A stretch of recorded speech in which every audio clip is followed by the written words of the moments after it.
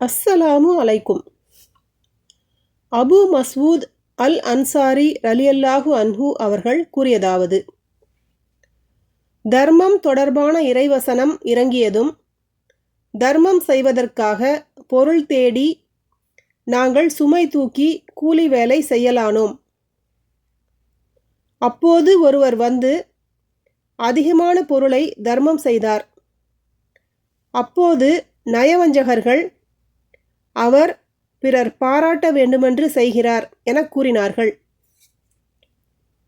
பிறகு மற்றொருவர் வந்து ஒரு சாவு தானியத்தை தர்மம் செய்தார்.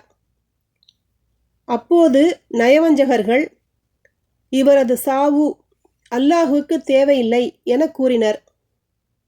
அப்போதுதான் நயவஞ்சகர்களாகிய அவர்கள் இறை நம்பிக்கையாளர்களில் கூடுதல் தர்மம் செய்வோரையும் தமது உழைப்பு தவிர வேறெதுவும் கிடைக்கப் பெறாதவர்களையும் குறை கூறுகின்றனர். 9:79 எனும் இறைவசனம் அருளப்பெற்றது. சஹீஹ் புகாரி 1415, அத்தியாயம் 24, ஜக்காத்தின் சட்டங்கள்.